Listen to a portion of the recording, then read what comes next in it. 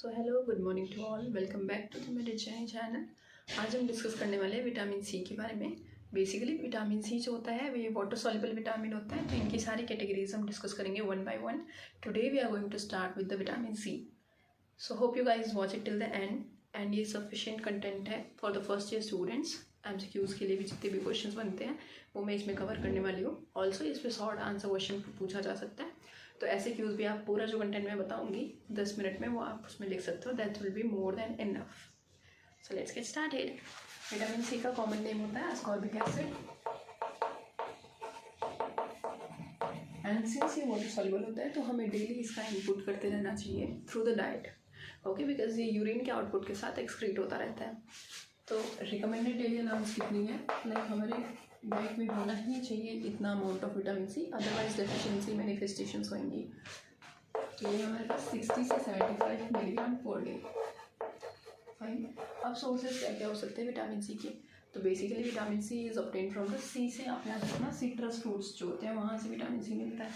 जो भी खट्टी चीज़ें होती हैं लाइक ऑरेंज हो गया, गुआवा हो गया, फाइन, एंड देन आंवला जिसको गूसबेरी कहते हैं, क्लियर। तो इसका सोर्स क्या क्या होता है हमारे पास, सिट्रस फ्रूट्स, आंवला which is also called as Indian gooseberry,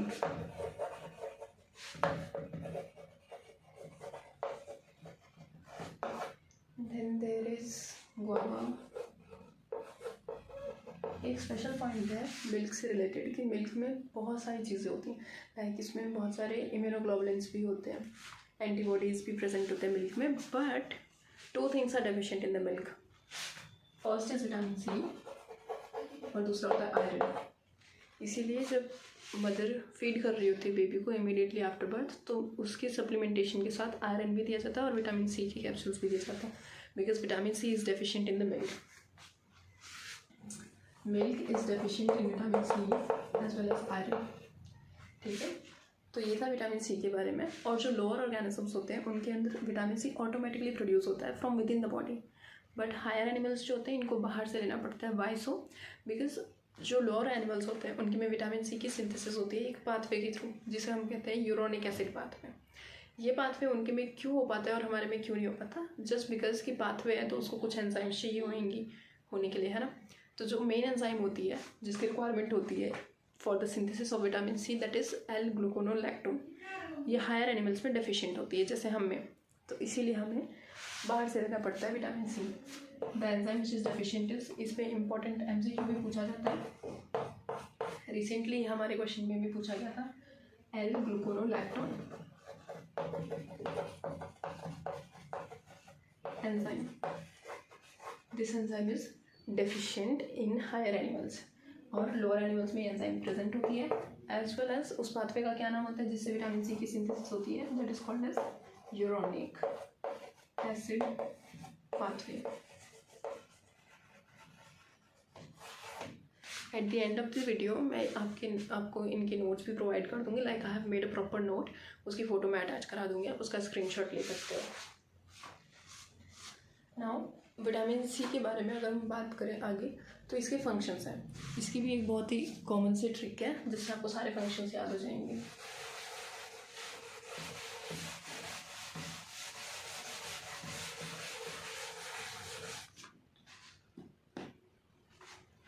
now the functions of vitamin C. सबसे फर्स्ट फंक्शन जो होता है इसका तो ये होता है कि हाइड्रोक्सिलेशन में बहुत इंपॉर्टेंट रोल प्ले करता है। What does what does hydroxylation means?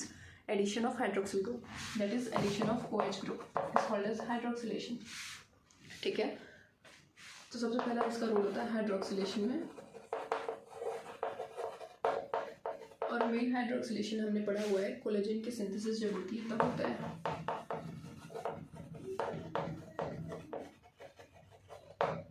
Collagen एक प्रोटीन है जिसकी फॉर्मेशन होने के बाद कुछ ट्रांसक्रिप्शन हुआ, फिर ट्रांसलेशन हुआ, फिर हमारे पास ऑब्टेन हुआ कोलेजन प्रोटीन।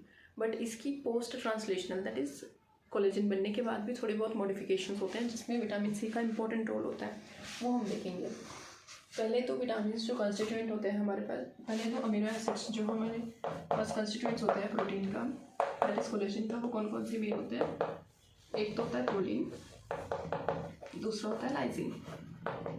ठीक है, तो प्रोलीन और लाइसिन की हाइड्रोक्सिलेशन होती है। बेसिकली प्रोलीन जो होता है ये कन्वर्ट होता है इनटू हाइड्रोक्सी प्रोलीन। हाइड्रोक्सिलेशन हो रही है तो हाइड्रोक्सिल ग्रुप लग रहा है, तो is converted into hydroxy proline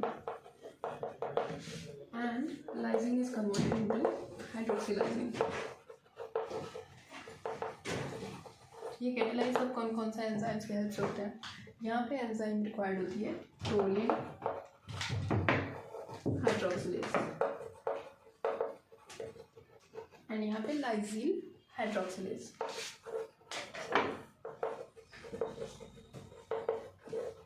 and of course vitamin C दोनों ही स्टेप्स को रिक्वायर्ड होएगा।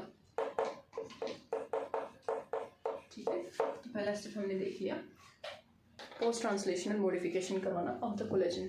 बेसिकली लाइसिन जो होता है ये क्रॉस लिंकिंग में हेल्प करता है। एल से आप याद रख सकते हो, lysine helps in the cross linking of the collagen. और प्रोलीन जो होता है वो कोलेजन की स्टेबिलिटी के लिए रिस्पॉन्सिबल होता है। ठीक है, now comes the trick for remembering the functions of the vitamin C. First आपको हाइड्रोक्सिलेशन अलग से याद रखना पड़ेगा, उसके अलावा बाकी सारा उस ट्रिक में कवर हो जाएगा। The trick is अस्कॉर्बेट।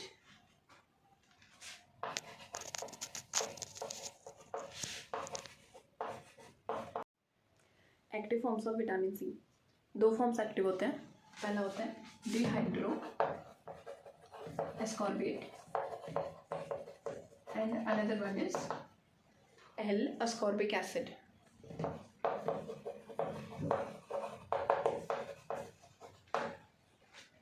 Clear to you guys?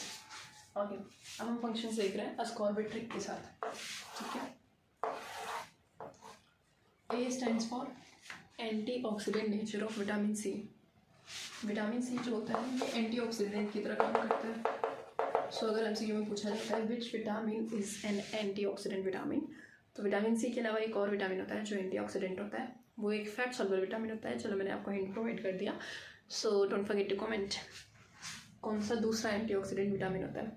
ठीक है, एज फॉर स्टेरॉयडल हार्मोन की सिंथेसिस में इंपॉर्टेंट रोल प्ले करता है विटामिन सी।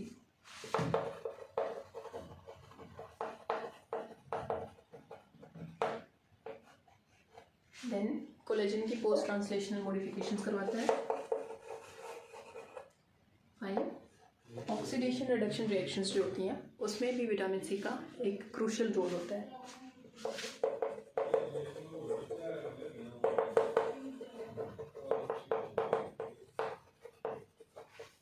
Oxidation reduction reactions basically cellular respiration में जो होते हैं वहाँ ये काफ़ी इंपॉर्टेंट होता है। ठीक है, उसमें काफ़ी सारे कंपोनेंट्स होते हैं सेलुलर रेस्पिरेशन के, जिसमें जो साइटोक्रोम ऑक्सीडेज होता है उसको विटामिन सी रिक्वायर्ड होता है।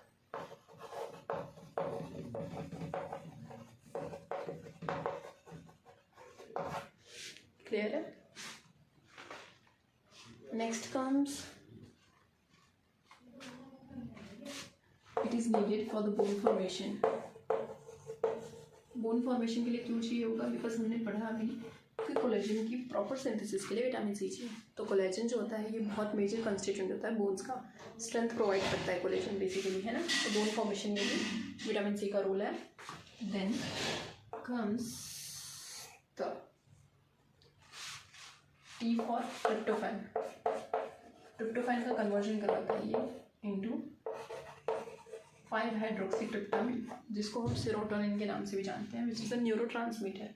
ठीक है, 5-हाइड्रोक्सीसेरोटोनिन, 5-हाइड्रोक्सीट्रिप्टामिन, जिसे हम सेरोटोनिन भी कहते हैं।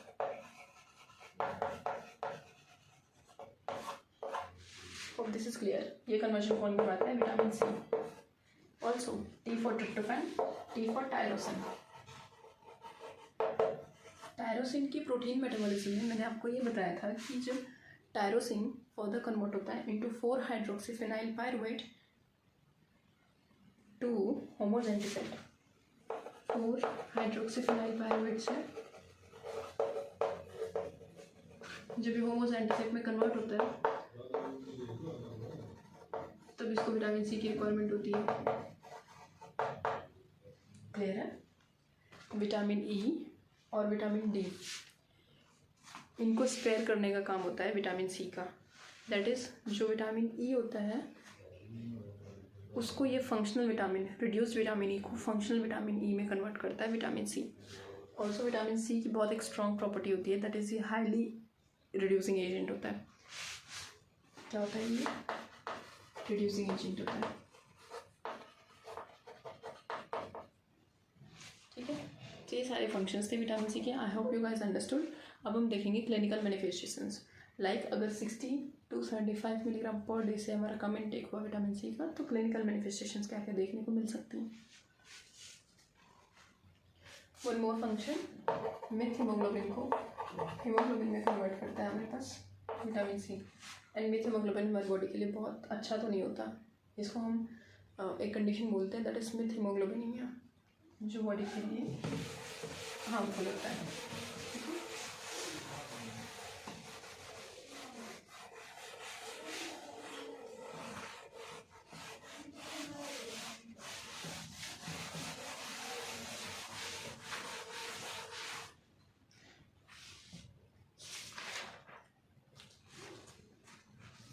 Let's see deficiency manifestations.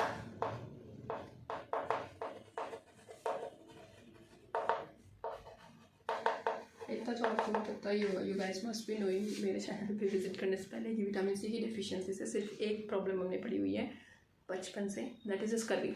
ठीक है,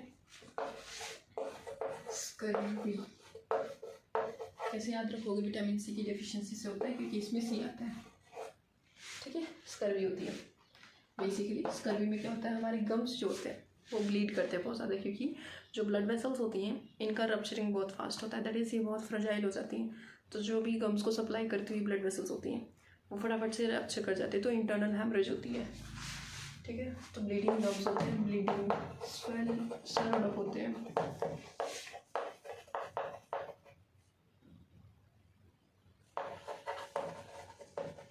एंड पेनफुल तो होता ही ऑफ कोर्स। फाइन, ये हमारे पास सिम्टम्स होते हैं विटामिन सी की डेफिशिएंसी के। और इसमें क्या होता है? Petechiae. What does this mean? Petechiae मतलब हमारी बॉडी पे छोटे छोटे रेड रेड डॉट्स आ जाते हैं। ठीक है, एकाइमोसिस होता है। Haematoma is seen, that is internal bleeding is seen.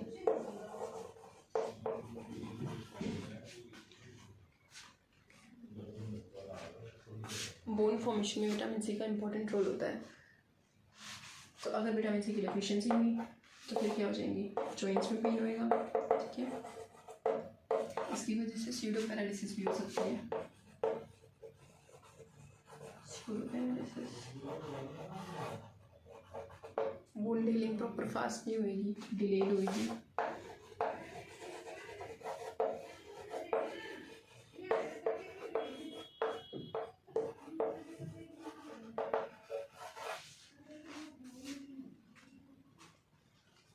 And anaemia, anaemia will be same. और एक यहाँ पे हमें एक स्कॉर्बियोटिक रोजरी देखने को मिलती है। स्कर्वी के टाइम पे होता है इसलिए स्कॉर्बियोटिक कहते हैं, स्कॉर्बियोटिक रोजरी। बेसिकली ये क्या होता है, हमारी जो चेस्ट होती है, रिब्स होते हैं कुछ ऐसे होते हैं ना, स्टर्नम के साथ यहाँ पे जॉइंट बनाते हैं, और यहाँ पे हाइलिन कार्टिलेज के साथ रिब्स का जॉइंट होता है, इसको कहते हैं कॉस्टोकॉन्ड्रल जंक्शन। ठीक है, या कॉस्टोकॉन्ड्रल जॉइंट यहाँ पे बनता है, जहाँ पे बीडेड अपीयरेंस होती है, दैट इज कुछ बीड्स हमें देखने को मिलते हैं। एंड जो स्टर्नम होता है ये डिप्रेस हो जाता है, नीचे चला जाता है। सो बेसिकली स्कॉर्बियोटिक रोजरी में क्या होता है, there is depression of the sternum and rosary appearance, that is beaded appearance at the costochondral junction.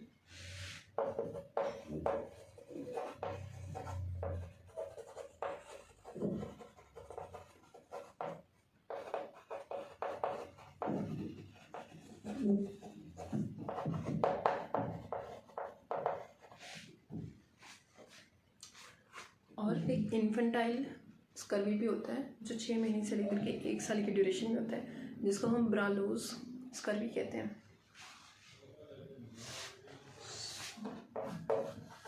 That is called as Barlow's infantile scurvy या तो बार्लोस सिंड्रोम, जो आधे साल से 1 साल की एज में होता है। ठीक है, इसे इन्फेंटाइल स्कर्वी भी कहते हैं। So I hope you guys understood this lecture. Thank you so much for watching the lecture.